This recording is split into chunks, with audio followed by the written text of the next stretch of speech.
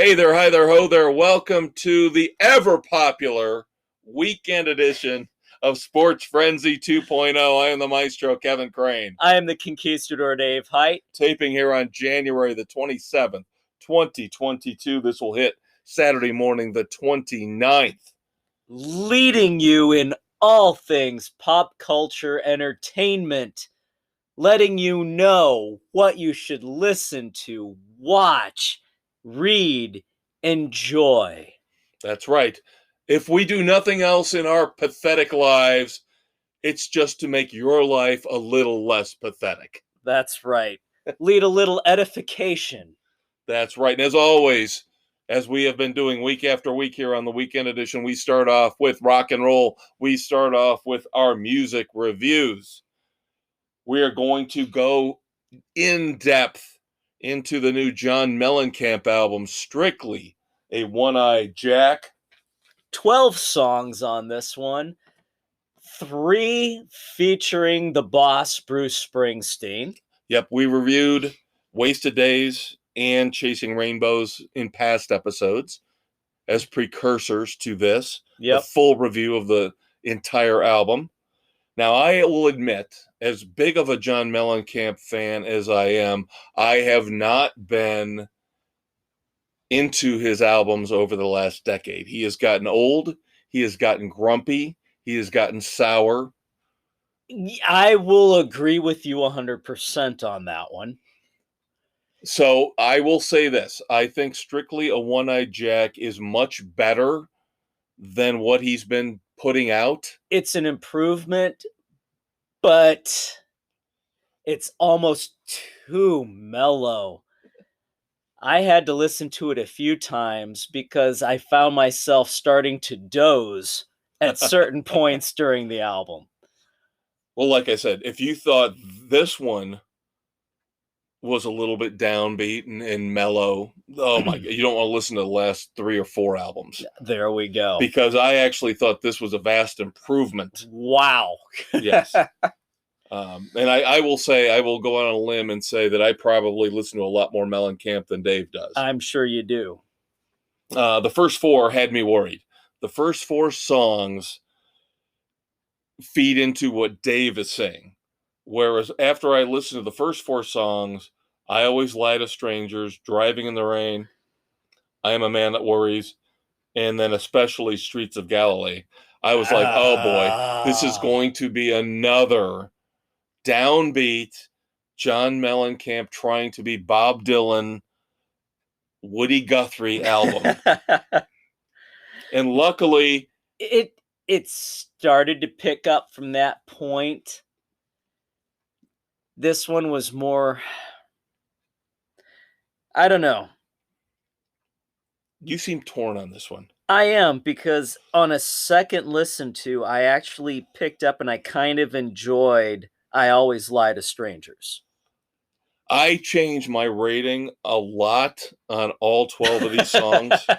I've listened to this album at least 7 times. I've listened to it 3. And I've changed at least half of the song's ratings. But again, the problem is it starts out the same old grumpy John Mellencamp stuff from the last 10 or 15 years. And finally, when you hit Sweet Honey Brown, then it's like the clouds part and you see the sun, and the rest of the album is a little bit more upbeat. It gets much better. It does get better. Sweet Honey Brown is good. That is the turning point on it. I will say I did not mind Did You Say Such a Thing. No, that's my favorite song on the album. So, Springsteen's guitar in there. And he actually picks the beat up finally. It does, and he does his little vocals in there do not overpower, which was the problem we had with Wasted Days. Right. So now I will say my least favorite was Gone So Soon. Agreement. Yeah, I just showed Dave my notes, and it sounds like Mellencamp trying to do Louis Armstrong. Yeah, it just did not Gone So Soon is the worst of the downbeat songs on this album. So I did like the self-titled Simply a One-Eyed Jack. Yep, that was one that upon repeated listens got better. Got much better. My favorite, though, is Chasing Rainbows. Okay. That one I really enjoyed right from the first listen, and hearing it a few times. That is my favorite on this album. I like it. I would not put it in my top 3, but it would definitely be upper half. Yeah. My favorite was, well, Did You Say Such a Thing is probably my favorite. And then I would probably go Lie to Me. That is my second favorite on here. This one... It's an upbeat, negative song. It is. And I almost felt like this was the follow-up to the Authority song. This album, that's a great point you bring up. I wouldn't go with... You're going back with Authority song to Yeah. I would say that Strictly a One-Eyed Jack almost sounded to me in many ways like a follow-up to the Lonesome Jubilee. It could be, but this song, it felt just the lyrics, the points he was hitting was everything that he kind of hit in the Authority song. Well, yeah, in terms of the lyrics, you're right. Yeah, right. Yeah. Going that route with the lyrics and who he was talking about. Right. That kind of felt like the follow-up down the line, older. Everybody's lying. The preachers are lying to me. The politicians are lying to me. Yeah, because he fought authority, and authority always wins. Great point. Great point. I do like Wasted Days, even though we've criticized Springsteen for got a nice being a little bit it. too upfront with his vocals. Yeah. But I'll tell you what, even though, again, I didn't really like the first 4 songs, the end of Driving in the Rain, the second song, no pun intended, drove me nuts.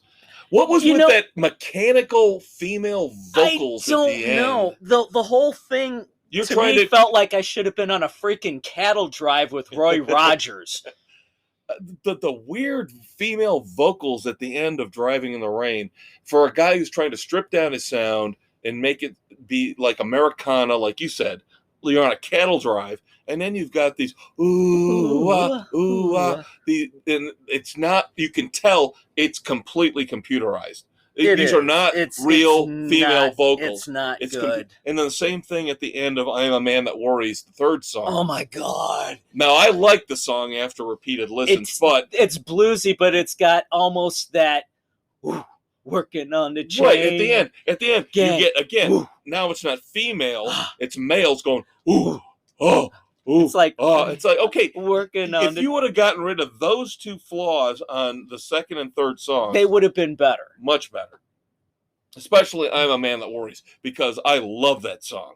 Yeah, the lyrics are the great on that song. Bluesiness to it is. Yeah, but I agree with you. Gone So Soon is the worst. Streets of Galilee is probably my second least favorite.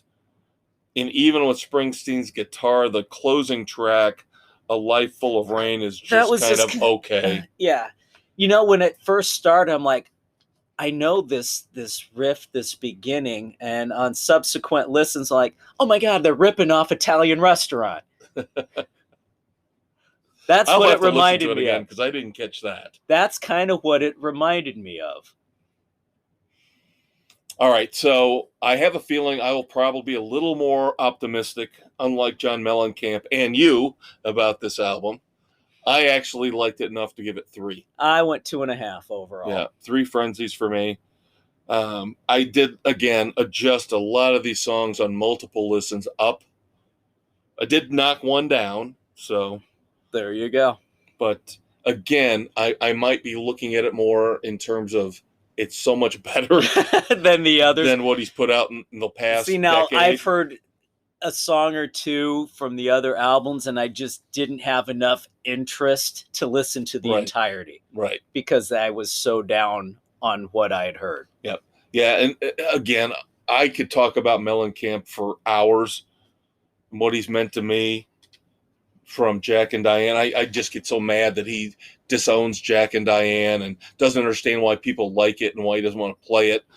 He doesn't, people don't appreciate it for what it is. It's not the optimistic Heartline song you think it is.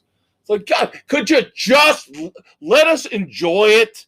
We take it as an optimistic song about teenagers in the 80s. Having a chance at life. You may think, oh, they're just stuck where they're at. Well, he's being pretentious. They're just suckers. He thinks he's so much smarter than everybody. He's bought into the whole Bob Dylan, Bruce Springsteen, Neil Young. He thinks he's one of them now. Oh, we'll get to Neil Young later. Oh, yeah. That's going to be part of our dumbass segment. And again, like we did this week on our regular Sports Frenzy podcast, it's going to be a philosophical. Yes, because the Neil Young Spotify battle needs to be discussed. But it needs to be discussed as to which side is the dumbass, why they're or the is dumbass. Everything. We'll get that later. That's right. All right, so 3 frenzies, 2.5 frenzies for John Mellencamp's Strictly a One-Eyed Jack. So, now we have a couple of 3 singles that we want to delve into. Shall we start with Joe Satriani's Sahara? Yes, and this is the 3rd guitar instrumental we have reviewed in the last couple months, following Tom Morello and Steve Vai. Yep. This one leans a little more mellow than the previous 2. It's very... It's got a nice tempo to it. The flow... It flows very well. The smooth transitions. Well, it's like we talked about when we discussed the previous 2 guitar-oriented songs, is that I'm not going to be able to listen to a full album of this. Not straight through. I just can't. I need vocals. I need lyrics. Because once they get going, they tend to delve along the same vein. Right. And there's not a lot of variance. Right. If I was going to listen to this type of music, then next step is going to listen to classical music. And I just can't go there because I would have to gouge my eardrums out. Well said. So, but again, 5-6 minute segments, solos. We can appreciate their abilities to manipulate the strings and produce the sounds that they do. Yes, well said. The only criticism I have of Sahara, as opposed to the other 2, well, of course, I did not like the fact that the Morello song, even though I enjoyed it, was false advertisement again, because Eric freaking Leifson. I didn't hear Leifson. I didn't hear Hammond on there at all. I did not hear 3 distinct guitar sounds. No. And then Steve Vai was really good. The only thing, the drums were just a little much for me on this. I don't know. Yeah, the producer put the drums a little bit too far forward in the mix. Yeah, they were a little overpowering. Yeah, but like you said, Satriani's awesome. It's a well done instrumental. I'll give it 2.5. I am with you right there on that one. Don't want a full album of it, but again, I'm always going to respect Joe Satriani, Steve Vai for what they've done in the past. Yep, I can listen to a song here. I can listen to a song there. I just can't do the entire album. Yep. And I could not go to see him in concert. No, I've got to have vocals. I've got to have some kind of song structure beyond just, Yeah. I know music snobs would rip us apart right now. You don't appreciate fine rock and roll. Yeah, I can, but guess what? When it gets to that point, foot up your ass. It gets a little too much. Yes. It's not, I can't listen to 40 minutes of that straight through. I just can't. Sorry. Yngwie Malmsteen, you pick whoever you want. Joe Bonamassa, I can't do it.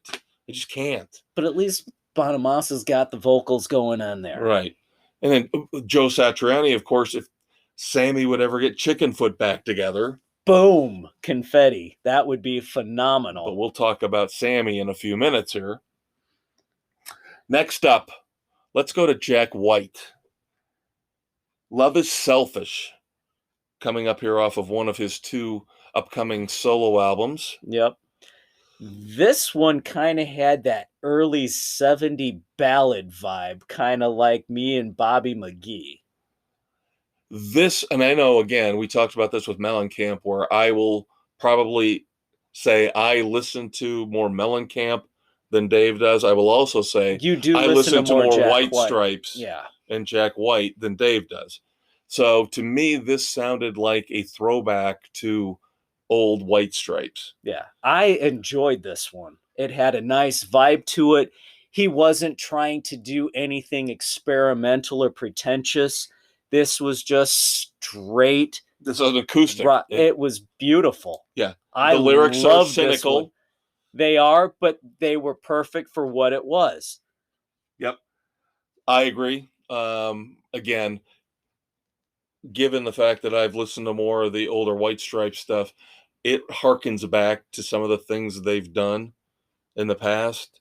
Of course, now he's solo, but this is what you got a lot of the time from the White Stripes, is this acoustic, pared down, cynical lyric type stuff.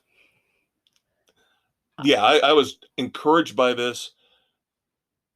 2 albums is going to be a lot. Is he going to be able to put out 2 full albums of quality material, given the fact that I have not been a big fan of his solo stuff? But so far, what I've heard is encouraging.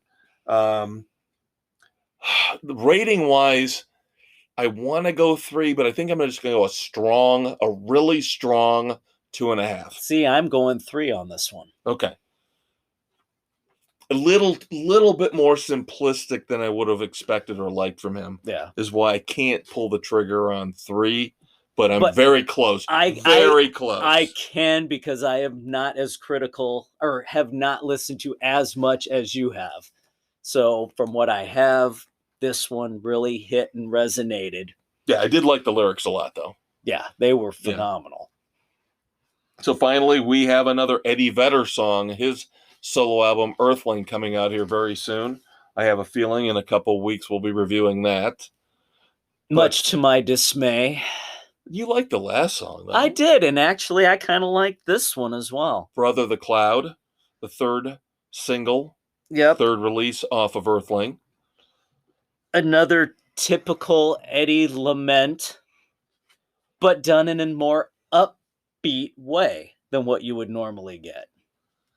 This reminded me of Pearl Jam. This sounded me as, out of the 3 singles he's put out off of Earthling so far, this was the closest one to a Pearl Jam song to me. In more of an upbeat manner. Right. You feel like it's not just him, it's him and the band. You can feel the energy that would have been brought there. And normally I'm not a Pearl Jam fan, because to me they're always blah, blah, blah, blah. Dave is not a big downer grunge. Angst, Dave is not a big grunge era fan. No, I am not. But this one, even though it's the lament, it drives, the music drives it more than what you would normally expect from something like this. Right, especially considering the lyrics are about death. Yeah. You know, and it's more of a celebration of his brother, which I liked that aspect of it. Right. I will give this one, again, a strong 2.5. Yep. If I had to pick between the 3 singles we have reviewed this week, I would probably take Jack White 1. Then I would go Vedder, and then Satriani, if I had to rank them. So I'm not copping out because I gave them all the same ranking. I'm telling you and I would agree with you completely on that one. Yep. Jack White of the 3 was probably the best. It was the strongest, followed by Eddie, and then Joe. Yep. Couple little music news tidbits to get you through here before we wrap up segment 1. I don't really want to review this. I don't even know if I want to go out and find it and listen to it, but Dave, do you remember Fraggle Rock? Yes, I do. Do you know they're relaunching Fraggle Rock? I've heard they are making a bastardization of it. Do you know who's done the theme song for the relaunch of Fraggle Rock? I don't know that I want to know. The Foo Fighters. I have not even. Wow. I have not even listened to it. I don't know if I want to. I had a discussion with my daughter, who is 20, about this. I was at a point borderline I where think Dave Grohl is doing too much. Yeah, somebody's a little bored with life. He's with a movie coming out, with the tour, new album last year. I love the fact that he's trying to stay busy, but this might be jumping the shark, like we were talking about. Yes. I've been watching Happy Days. This could be Foo Fighters jumping the shark. God. Theme from Fraggle Rock. Wow. I might have to listen to it. I know I'm going to have to listen to it. It's a catchy little tune on its own. Oh, God. Oh, God. I'm scared. Because, again, at some point... But Grohl's vocals could be intriguing with it. I'm scared to death because they seem like they're going down the same musical path as Kiss. Remember Kiss? Oh. And the next thing they're going to do is their own version. Are they going to be on music from the Elder? So they're going to do music from the Elder. And they're going to do an animated thing, too. They're going to be on Scooby-Doo. Yeah. And then they're going to do a theme album. Oh, God. Oh, God. And then next thing they're going to put on makeup. Where Kiss took their makeup off, Foo Fighters are going to come out with makeup on. They're going to go full Game of Thrones, aren't they? Well, he's already had the throne, right? I know. Oh, boy. Tour news. A couple big tours were announced this week. Kid Rock going out with Foreigner or Grand Funk.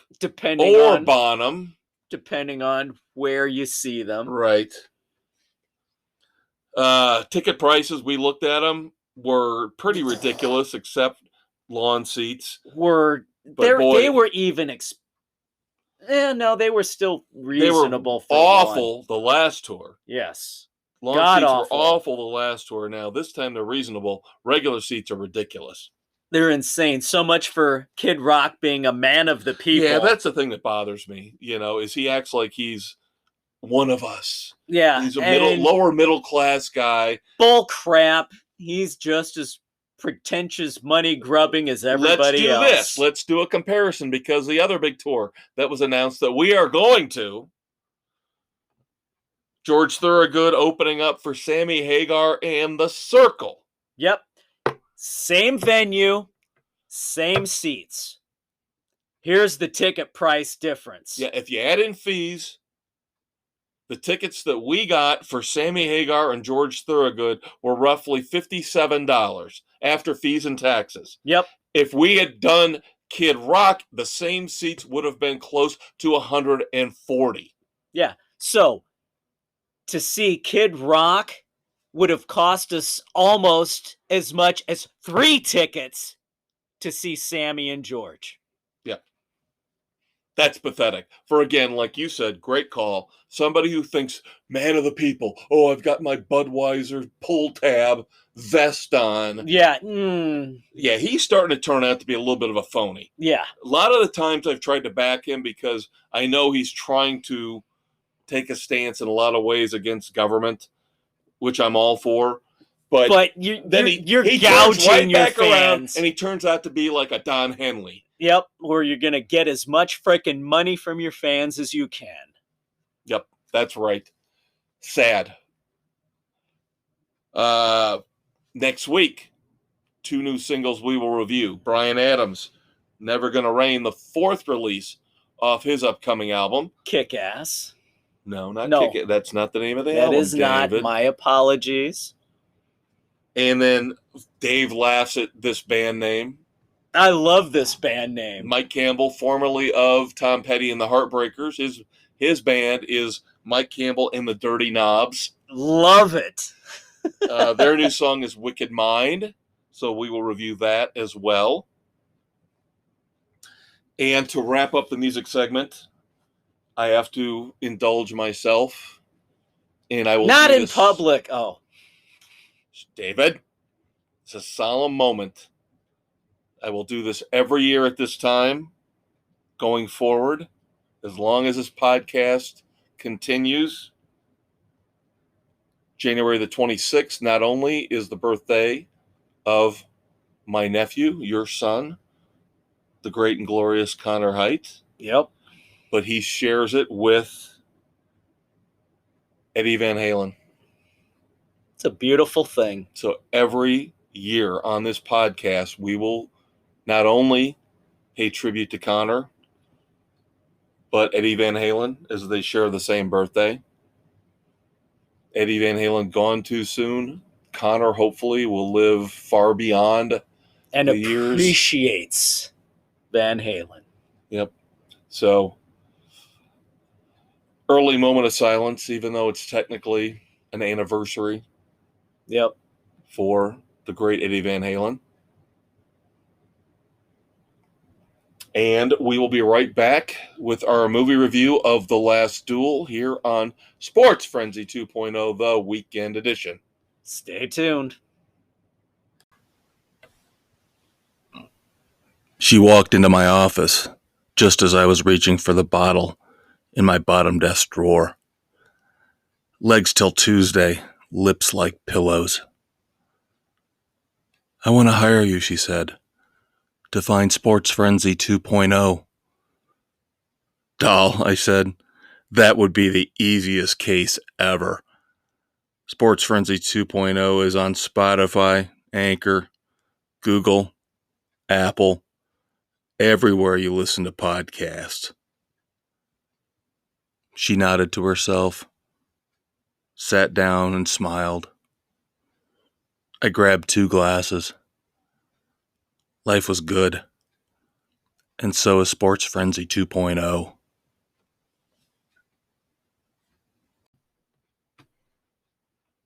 Hey, it's the weekend edition of Sports Frenzy 2.0.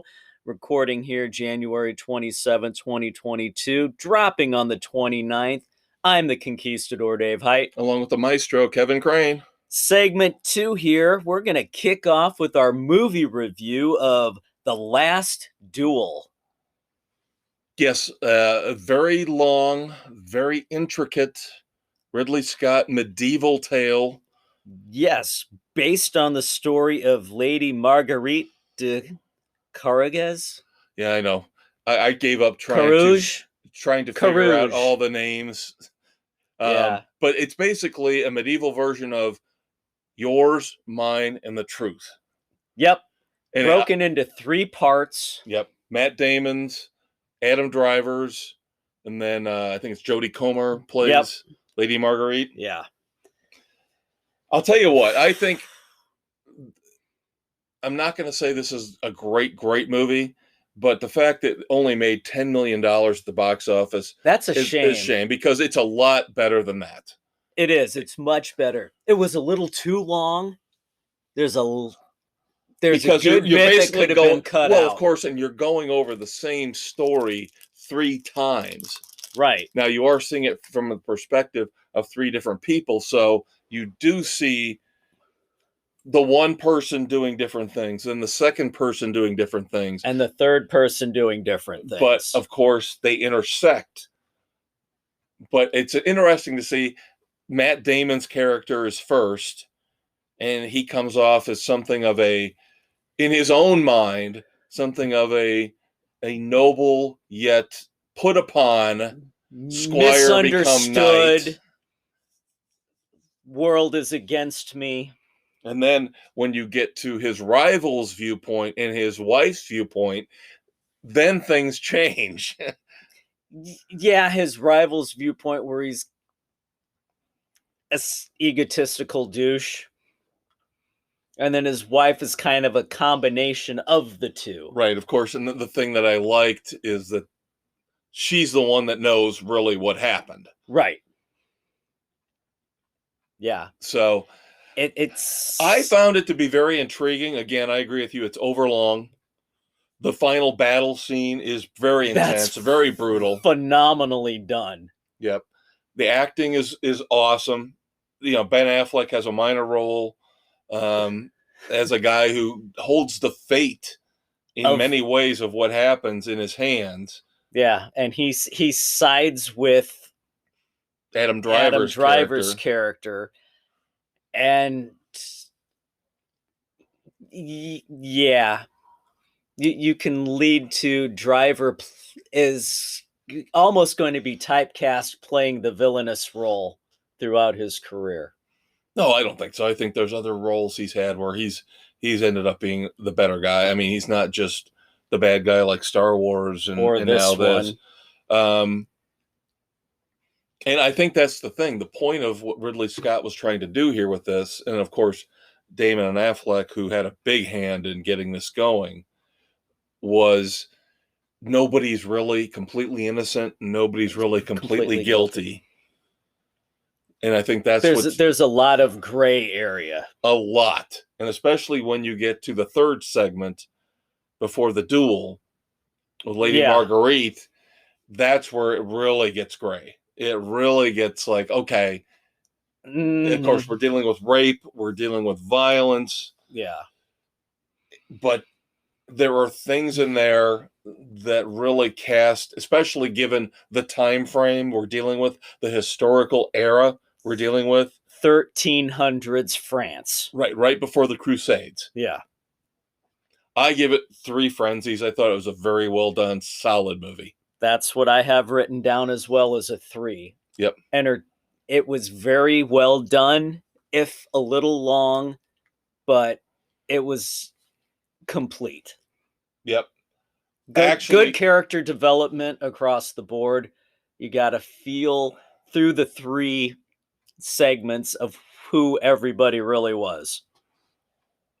Yeah, this was again, we've not had a great run on movies recently over the last the pandemic era. Yeah. This was one of the better movies I've watched over the last few years. But again, I don't know what that says, considering the fact I really haven't seen an unbelievably great movie. I haven't seen Spider-Man yet. So next week, big review. Yep. This will take up almost a full segment. Dave and I will look at James Bond. Finally get to see No Time to Die. And we'll probably have to tie in. And are you ever going to watch The Tender Bar? I will have The Tender Bar next week. That is, I did watch a little bit more of it. But again, when I got access to No Time to Die, that kind of took over my priority. So I would not leave you hanging on that. I will watch The Tender Bar. I will have that next week as well. We've got to cut things short in this segment. The Conquistador has got to get out of here. So we're going to jump to television real quick, talk about Peacemaker, episode 4, because we're going to review every week until they're done with their 8 episodes. Yep. Good stuff. Dave loves Vigilante. Vigilante is awesome. He's such a doofus, but he's such a badass at the same time. He just doesn't care. He knows what's right and wrong in his own mind, and he follows through. Damn the consequences. Yes, Peacemaker is still rolling on very strong halfway through its first season. Good news, James Gunn came out today, said that he's feeling very positive about HBO Max renewing Peacemaker for a second season, along with a mysterious spin-off of Suicide Squad, another solo character show. Intriguing. But he won't mention who. He won't say who. With Idris Elba's schedule, Margot Robbie's schedule, they're kind of saying probably not Bloodsport, probably not Harley Harley would Quinn. not want Harley Quinn. I don't think that would lend well. No. So we'll see. Of course, he also came out in that interview and said, this is it. King Shark. Oh, God. Stallone doing King Shark. I don't know. No, I don't want to see that. I really don't want to see that. But the other news that James Gunn put out today is that he's basically said, this is the last incarnation of Guardians of the Galaxy you will see. when Volume 3 is done, that's it. That's kind of sad. That is very sad. Because that was the one that I think, above all others, propelled this last run, the last 15 years of Marvel movies, because they took minor characters and made them something major special. Stars. Yeah. Yep. All right. We have got to talk about, again, we got to get Dave out of here. Got to talk about one of the dumbasses that we both need to discuss, because we alluded to this earlier. We got to talk about the whole Neil Young and Spotify thing. Neil Young said, if you have Joe Rogan, then you don't get my music. Thankfully, in my opinion, Spotify said, go screw, we're pulling your music off Spotify. You don't tell us what to do. Right. I'm kind of torn, because really I could care less about what Neil Young has to say or his music. I'm good with it being gone. But at the same time, as much as I like Joe Rogan, his whole anti-vax thing has gone so far off the fucking rails. I'm done with him. I am torn on this too. And again, this is something I discussed with my daughter, your niece, 20 years old. So, of course, we had different viewpoints. And we went on about 15 minutes on this. And, of course, polar opposites. And I agree with everything you're saying about Joe Rogan. And I agree. We both hate Neil Young. We don't like Neil Young. So, but even if this was, John Bon Jovi, or I don't know, Rob Halford, or somebody we like, Dave Grohl.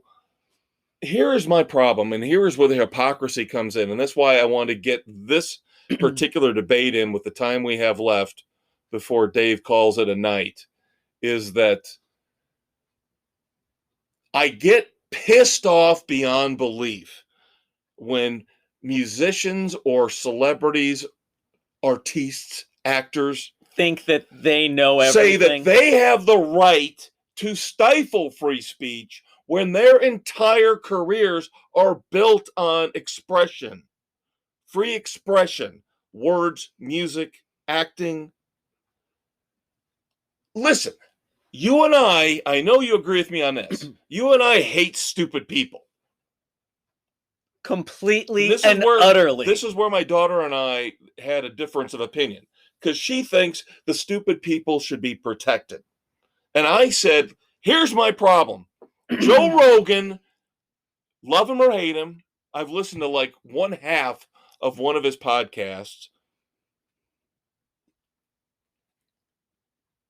And I don't encourage, I don't like it that he's talking about the intervectin or intermectin or whatever crap it is, the whole, cow fungus thing that he's saying helped him get over COVID. Here's my problem. He has, in my opinion, every right to say that. You, as a person with a brain, says, that sounds stupid. I'll change the channel. I won't listen to him. I'll move over to something else. Yeah. Don't act like Joe Rogan's podcast is mind control and it's telling everybody, go take this cow fungus shit. But like Aaron Rodgers says too. But there's so many dumbasses out there. See, now you're sounding like my daughter. I am not here to protect the dumbasses of the world. I'm just saying, too many dumbasses cannot differentiate. That's their problem. Opinion from actual scientific fact. That's where we got into all this whole shit with Donald Trump injecting bleach into your veins. Oh, God. When do we get to the point where we stop protecting the stupid people among us? But why do we promote the stupid people among us? I can't deal with this. Neil Young does not have the right to tell Spotify, you need to take this person off the air because I don't agree with what they say. I'm sorry. Goodbye, Neil Young. Goodbye. Bye-bye. Free speech for Joe Rogan is fine. That's my point. And as dumb as the shit, stupid as he is, he still has the right to be able to air. But I just wish more people weren't so fucking stupid and buying into his idiocy. I agree completely. But they are not my responsibility. No, they're not. And unfortunately, the way we're going, it's having such a negative impact on everything else going on. But Dave, I just can't handle this because what we're doing is we're saying the lowest common denominator rules all. We have to bring everything down for the lowest common denominator. And I can't stand that. I know. You and I know what Joe Rogan says about this doesn't make any sense. Crap. Otherwise, other stuff he says might be funny, might be smart, might be brilliant. Everybody says something stupid in their lives. You, me, everybody. Yeah. My problem is the perpetuation of the insanity. So, here's the thing. How about the people that are against the vaccine? They can be against it, but I just hate the stupid pseudoscience crap that they have nothing to back it up. I agree. Again, I agree. And you and I have both gotten vaccinated, gotten boosters. We're not thinking the government's putting chips in us. No, and we know it's not going to stop it entirely. But I'm a case in point. But I had the easiest fucking cold ever because I had the vaccination. Well, you heard Howard Stern this week has now come out, and he's on a fucking bandwagon now about meatloaf. Wanting to have it, and then yeah. Now he's out there saying, "Oh, Meatloaf probably died because he didn't get the vaccine." Again, stupid opinion, nothing to back it up. But see, that's what I'm saying. It goes both. We have to keep allowing free speech, no matter how dumb and stupid it is.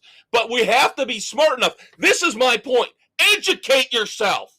Whoopi Goldberg's out there bitching and pissing and moaning about Bill Maher because Bill Maher came back this week on HBO and said he's fucking over the whole mask mandate thing like a lot of us are. Right. And then Whoopi's got to come out and say, "Oh, Bill Maher doesn't know anything. We got to protect ourselves and be careful and cautious." It's like, all right, does Whoopi Goldberg all of a sudden have a degree in microbiology and in vaccines and immunology? The problem is these celebrities are the problem. Exactly. And the lemmings who follow their favorite celebrity, who think they are the be-all, end-all, get a brain of your own, people. Do some research. Do not blindly follow some asshole who makes a shit ton of money off of you. They know nothing more than you do. They're making money from you. They don't care about you. They care about what the money they get from you. That's all it is. That's what celebrities do. They want the hits. They want the attention on Facebook. They want you to follow them on Twitter. They want the movie ticket sales. They don't care about anything, but they're feeding their own egos. All right. One more early dumbass for you to comment on because I've got to get your opinion on this, some book news, and then we get Dave out of here and you're stuck with me for the final segment. 2 fans have filed a class action lawsuit Remember the movie Yesterday?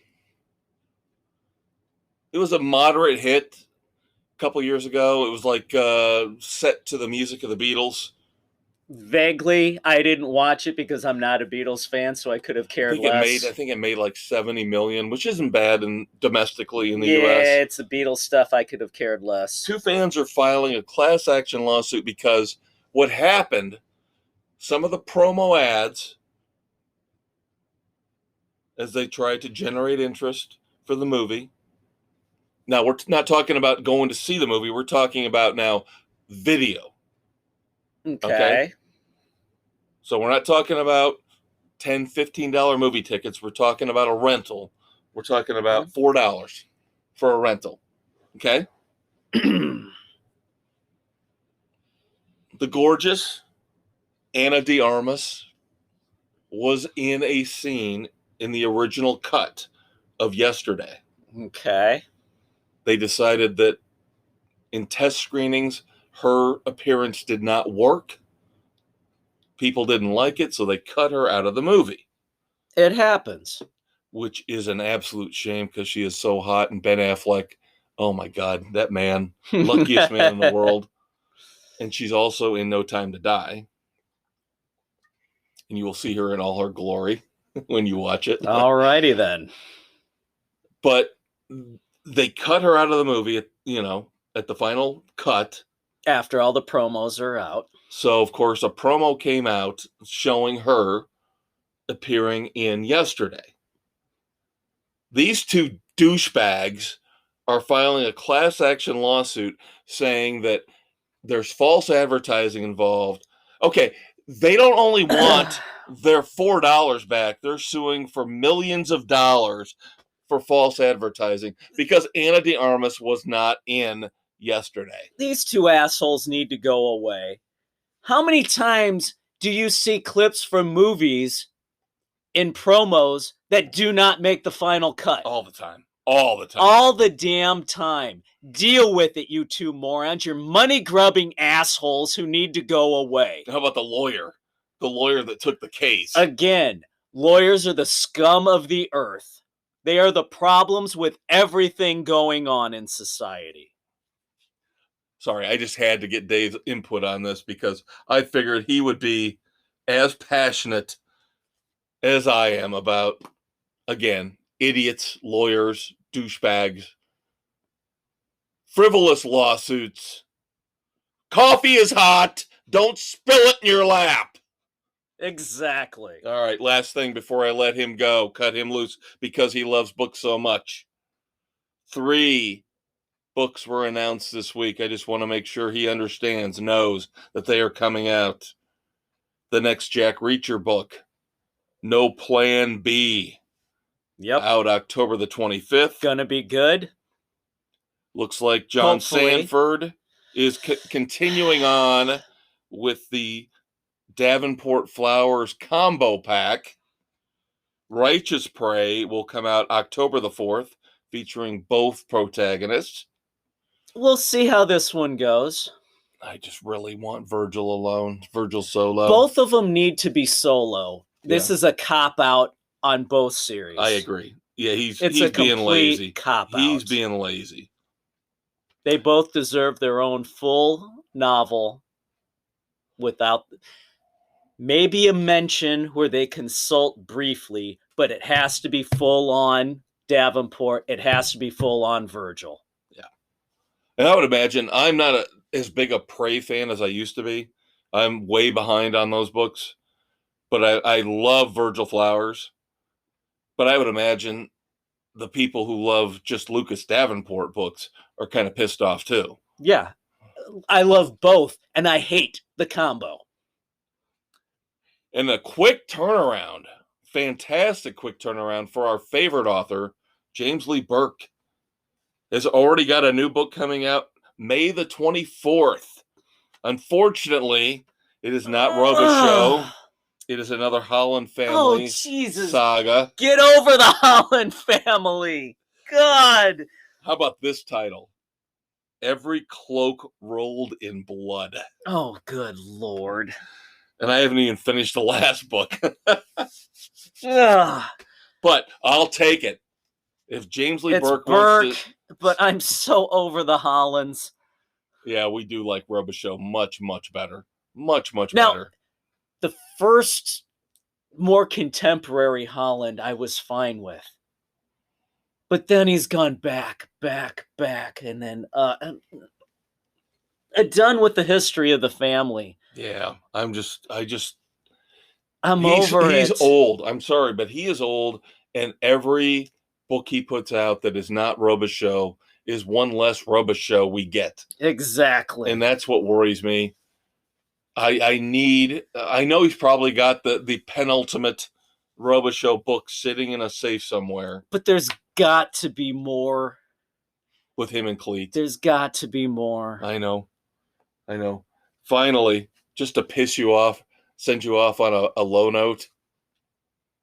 You and I despise James Patterson. Yes, with every fiber of our being. Because he is a book whore. He is a novelist whore. Are you talking about his team up with Dolly Parton? Run, Rose, run. Who the hell could have ever seen that coming? Of all the people, he's teamed up with Bill Clinton and all these other no-name authors just to make a buck, just to advance his name, and then he puts out an Alex Cross book every year or two. Now he's doing a book with Dolly frickin' Parton? Yep. Whore! The man has no shame. Seriously, how does this guy look at himself? The man's rich beyond belief. Man's name is on 3 to 4 books a month. You're diluting any credibility and respect you could ever have as an author. Ever have as an author. Robert B. Parker, at least what they did was they carefully figured out who they wanted to carry on the series. Each series. They put out one a year. That's it. Yep. Patterson's still alive. Parker's dead. Yep. Patterson's alive. I'm going to call him up tomorrow. Cussler's estate. They do. Hell, they don't even 4 to 5 a year. Right? Yeah. Maybe. One from each, but he's had the other authors working on them. Right. There's consistency there. Yeah. But not 3 to 4 titles a month. All right. The last segment, you are stuck with me, kids. Me and me alone. So I will rant and rave about some things that I want to talk about that I did not deem necessarily important enough to run past the great and glorious conquistador. I'll get my say next week. He's got a dog he's got to tend to. So. Yes, we got a new puppy that is hell on wheels tonight, driving the rest of the family insane. Great that we were able to do this. We were having some scheduling difficulties, not for anything bad. Good stuff this time. Nope. Family celebrations. That's right. So glad to have the conquistador here for as long as we can have him. And next week, we should be back on normal schedule. Yep. With, again, a full weekend edition segment devoted to James Bond and No Time to Die. Love you guys. Drop us a line. Tell your friends. Spread the word. Yep. A little more coming from me. We'll be right back. Are you tired of getting body slammed by the mainstream sports media? Are you sick of their lame trash talk? Check out Sports Frenzy 2.0 with a tag team of the Maestro and the Conquistador. Pile drive those jackasses into submission. Available on all major podcast hosts, including Spotify, Anchor, Google, Radio Public, Pocket Cast, Breaker, Apple, Overcast, and CastBox. Kev Dave slap a figure 4 on all the major sports networks who lie, kiss ass, and refuse to take names. New episodes drop every Thursday with new weekend edition episodes every Saturday. And that's the bottom line, because Sports Frenzy said so. Hey, everybody, welcome back to the last segment of this week's Sports Frenzy 2.0 weekend edition, taping here on the 27th of January, 2022. This will hit the morning of the 29th, just in time to guide you through your weekend. Movies, music, TV, and streaming. Conquistador Dave Height had to bail on me, unfortunately. Had a family issue. So you're stuck with me here for the next 20 to 30 minutes. Kind of had to shift things around a little bit. Had to do a couple of our Red Foreman dumbasses in the last segment just to get Dave's opinion. So now we're going to jump back into some miscellaneous news. Movies and TV and streaming. Bad news for me. I am a huge Mission Impossible fan. And I cannot get a break when it comes to Mission Impossible 7 and Mission Impossible 8. COVID keeps pushing these movies back. Of course, Tom Cruise is something of a controlling nut job. So I'm sure that's got something to do with it. But boy, by the time MI7 comes out, now July the 14th of 2023, we're all going to have to go back and watch Fallout again. And then MI8 doesn't come out until June the 28th now of 2024. And who knows, hopefully this is the last pushback on both of these. I can't see, it's already too much. I cannot see them pushing these movies back anymore. I know Hollywood thinks, well, it doesn't matter. Look at Top Gun Maverick. Look how long it's been between Top Gun and now Top Gun Maverick. I could give a rat's butt about Top Gun Maverick, to be honest with you. I'm not as geeked out as Hollywood thinks I should be about that one because of the gap between the original and the sequel. Sometimes it works, sometimes it doesn't.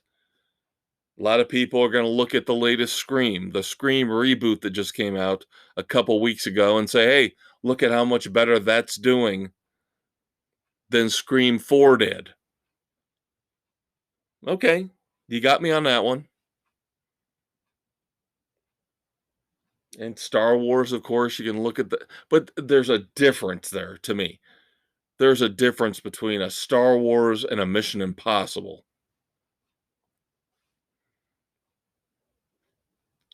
But anyway, again, we're going to have to wait longer. Like with John Wick, we talked about that a couple weeks ago. All these great action movie franchises keep getting pushed back because of the fears of COVID and what they're going to do in terms of impacting the movie theater audience. But again, look at Spider-Man No Way Home. Somehow Spider-Man beat the pandemic. I can't believe that's the only movie that can.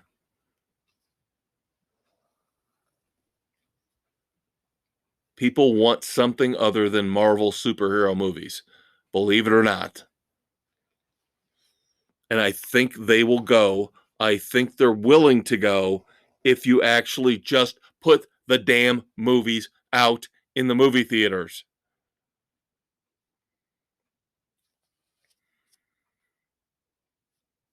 The 76 Pacer featured in Wayne's World. A little bit of a fun fact here. Just went up for auction, sold for a record $71,500. It's a record for a Pacer being sold at auction. Party on, Wayne. Party on, Garth. course, we talked in the last segment about Peacemaker, how we will review each new episode every week. Now that Resident Alien on Sci-Fi has started up again, next week we will review the first episode of Season 2. That is also one of our favorite shows. Dave has also mentioned he wants to review a couple TV shows that I don't know if I'd necessarily really bother with, but he says these are ones he puts on so he just doesn't have to pay attention. Kind of like TV reruns. Alaskan Triangle Season 1 and 2 and Alaskan Bigfoot Season 1. I might have that one wrong. But you can look forward to reviews of those coming up in the next week or two from The Conquistador. Peacock is canceled Dan Brown's The Lost Symbol after one season. I have not watched it yet. I do like the Dan Brown books. I have not read all of them, but I did read some of them. I have seen all the Tom Hanks movies. They are more creative than anything Hollywood's putting out right now, and that's not saying much. But I find them to be really solid, really entertaining mysteries. A little bit of action thrown in. Again, when you're dealing with channel upon channel of stupid reality TV and game shows, and stupid competitions, and politically correct sitcoms, something like The Lost Symbol, I guess I'm to blame because I didn't watch it. Canceled after one season. Now, Apple TV Plus, which I will not touch, again, at some point in time, we've talked about this over and over again. Nobody in the right mind with any sense, unless you're rich, can afford all these streaming services.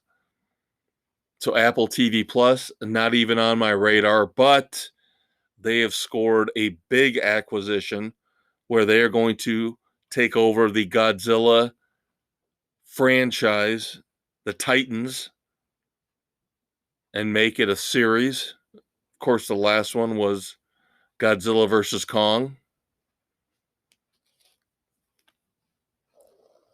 Again, at some point, some of these streaming services are going to fail. They are going to fail miserably. It's either that or over-the-air regular network TV goes away. I'd be fine with that, to be honest with you. Somehow, some way, hopefully this gets to a version of a la carte TV, which is really what I think everybody wants, everybody would be happy with. You pick and choose the streaming services, the channels you want.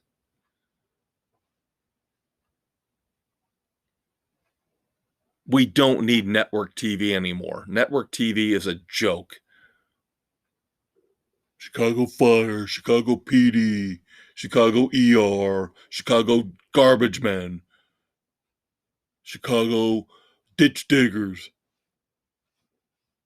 How creatively bankrupt do you have to be? Dick Wolf is a joke now. And now he's bringing back the original Law and Order. Yeah, great. Tease me with that. I can't wait to see what they've done to destroy that when that starts up here in a couple weeks. I tried to watch Organized Crime because they brought Chris Maloney back. Not that good. And of course, they always had to tie it in to SVU, an awful, awful, awful show.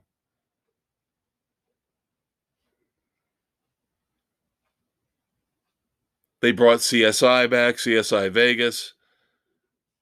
And all of a sudden now everybody's dumping on, everybody's leaving. William Peterson bowed out. Georgia Fox bowed out. Now one of the people, the new cast members, is bowed out. The guy that runs the morgue. What's the point then? What is the point? That new cast on CSI Vegas was atrocious. They were awful. And now the two characters that actually made people want to watch it from the original are gone. Plus, you got somebody from the new cast bailing. Wow, that really sounds like a solid formula for success, CBS. I wouldn't even go through with the second season. Wouldn't even bother. It's embarrassing. It really is. HBO Max says they are going to go forward with A Christmas Story Christmas. They are bringing back Peter Billingsley. I'm interested to see what they do with this. They got to be very careful, though. If they botch this, there will be a lot of angry people out there. A Christmas Story is sacred to so many movie fans as one of the greatest, if not the greatest, Christmas movie ever made. So going into making a sequel this far down the road with a grown-up Peter Billingsley, I really hope they know what they're doing. Because this could be an embarrassment beyond belief if they botch it.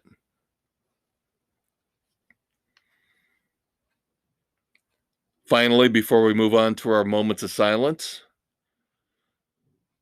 another holiday movie, a holiday action comedy coming from Amazon Studios. Red One is the tentative title.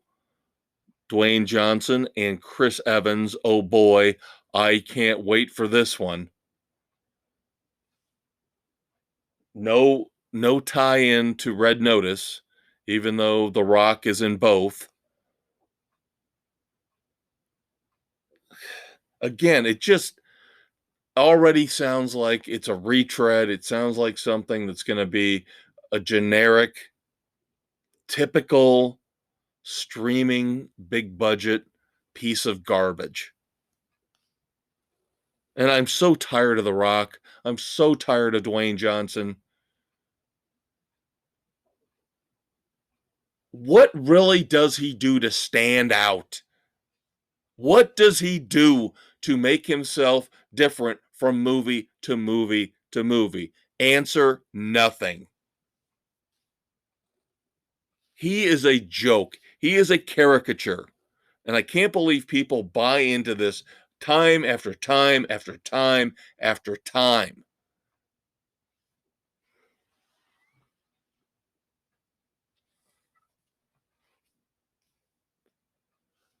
I wish Dave were here. I know I told you he had to bail. He had to head out early, but this is the one thing I missed bringing up while he was still here that I'm sure he would have wanted to chime in on as we get to our moments of silence. Of course, Meatloaf passed away this past week. Marvin Lee Aday, 74 years old, rock legend, one of the greatest debut albums of all time, Bat Out of Hell. Larger than life in more ways than one. Anytime one of these major rock acts from the 70s or 80s passes away, it's like a gut punch to me, and I know it is to the Conquistador as well. Thoughts and prayers to the family and friends of Meatloaf. Comedian Louis Anderson passed away as well.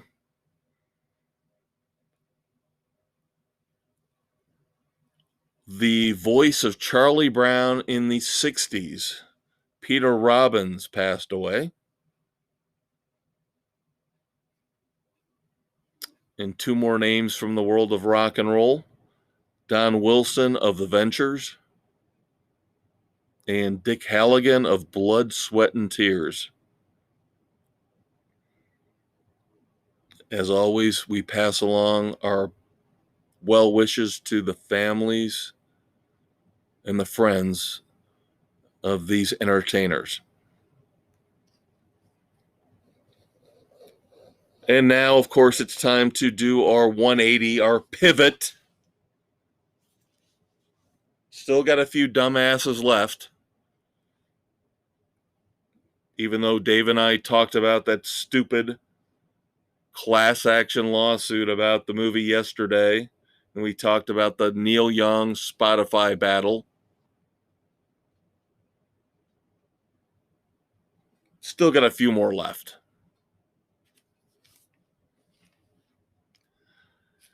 Disney, once again, has to figure out a way to be as PC as possible. So, of course, now they've changed Minnie Mouse. Minnie Mouse can no longer wear a skirt. God forbid. I don't know why they think that sexualizing Minnie Mouse is making her too feminine. So now Minnie Mouse will be in a pantsuit. A big, ugly blue pantsuit. Oh my God. I can't believe the world has turned into this. I just can't. And you can say I'm the old get off my lawn guy, but it's just insane. This is all insane. So what, women can't wear skirts anymore? Females can't wear skirts anymore? Now it has to be pantsuits. Why? Because it's more androgynous? Because it's less threatening for trans men, women? God. Who is running Disney? Who is running CBS? Who is running NBC Universal?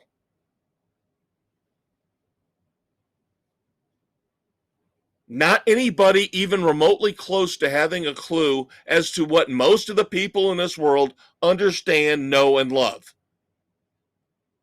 We don't love Stephen Colbert. We don't love Samantha Bee. We don't love Whoopi Goldberg. We don't love Joy Behar. You want to go the other way politically? We don't love Sean Hannity. We don't love Tucker Carlson. We like sanity and reason. And there is none out there anywhere. Not on CNN, not on CBS, not on Fox, not on NBC, not on TBS or TNT. There is no sanity anywhere, not at Disney. Definitely not at Disney.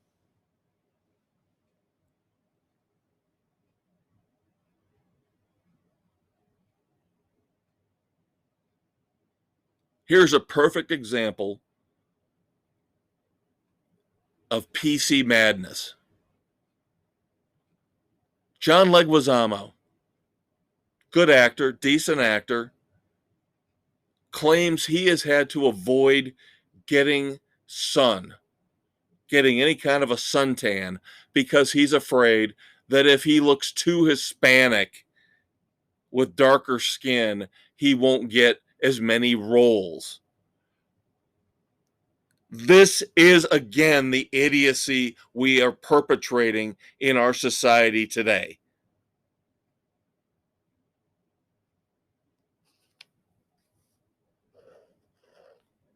John Leguizamo has been brainwashed into being one of these walking, talking PC cancel culture idiots.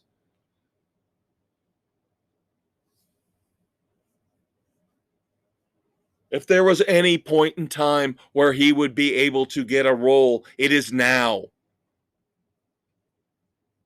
Where the minority rules, where if you're in the 2%, the 3%, the 5%, you're going to get more preferential treatment than the 60, the 70%. And yet we've still got to make these excuses and still got to make these stupid stories up about oppression.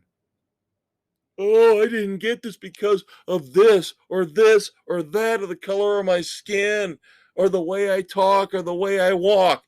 God, would you shut up and just suck it up, work a little harder, and you will get what you want. Stop whining and bitching and moaning and crying about it.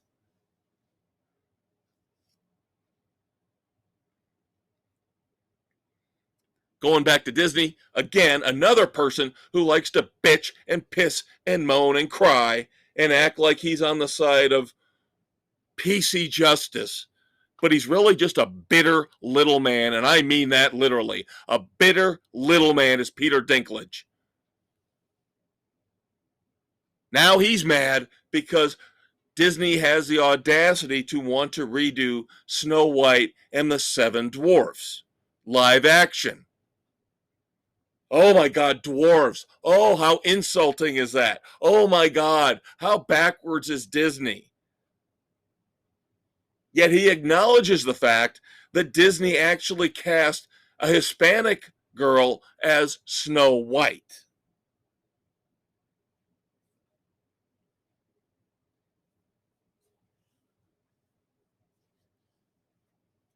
He sees that as hypocrisy. He says, let's not do one and not the other. Let's do both.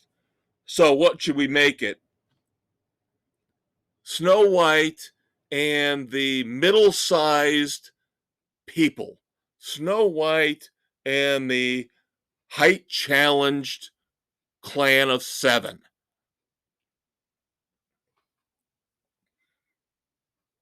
Does anybody not understand how insane this all is? It's not an insult. Jesus God. Get over it. Somebody should really take Peter Dinklage and punch him in the face, but of course that would be a crime because it would be an assault on a height-challenged person.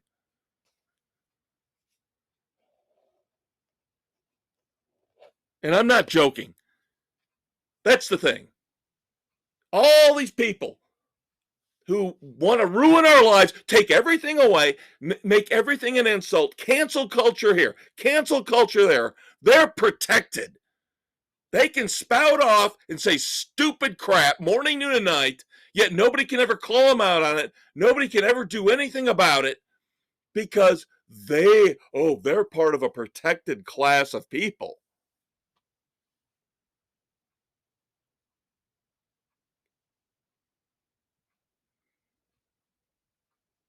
Disgusting. Absolutely disgusting. And of course, now this Batgirl series coming out on HBO Max. We've got to praise this. We've got to, oh my God, it's so fantastic. The first live action DC transgender character will be featured in Batgirl. And again, that's fine. But again, until we stop bringing up fanfare and blowing horns and shooting off fireworks about this, then we're never going to advance as a society. I don't know if you've been watching Jeopardy recently, but have you noticed second highest winning contestant of all time just finally got beat was a transgender woman. And you know what? Everybody said cool. Everybody said that's great. Nobody made a huge deal about it, other than the fact that she was winning and winning and winning. That's how it should be handled. That's how it should be dealt with. It's nice. It's a person. Great accomplishment. Great, great accomplishment. Beyond that, get over it. I don't recall that many people focusing on the fact that we were dealing with a transgender champion on Jeopardy. But Hollywood, when it comes to the movies and the TV shows, oh my God. Oh, look at it's a transgender person. Oh my God. Throw a parade. That is the problem with Hollywood. That's not the solution. The solution is to say, great, we cast this person, let's move on. If you treat it like it's normal, it becomes normal. But you hypocrites in Hollywood, you shoot off all these flares, you throw the fireworks out there, you got to have the press on Deadline.com and Variety.com and make a big deal about it. Then you don't advance the cause. Because all you do is piss people like me off, because all I want is everybody to be equal and the same, and I want us all to get the same attention. But you don't. It's insidious, it's wrong, and it's stupid. Get over it, Hollywood.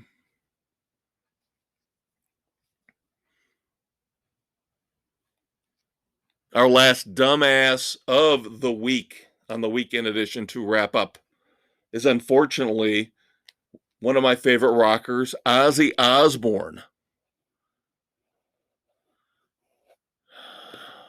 Where do I start with this as a dumbass? I'm tired of these celebrities with this crypto garbage. Nobody understands this crypto stuff. This is one of those things where there are the wheelers and dealers on Wall Street or Silicon Valley who understand crypto and NFTs, and they're making a mint off of taking advantage of other people, including celebrities.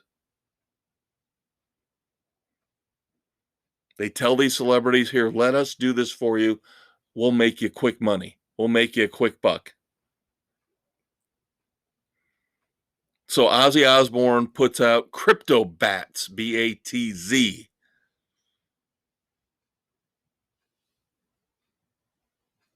Again, NFTs. I don't claim to understand anything about these. I wouldn't touch them with a 10-foot pole.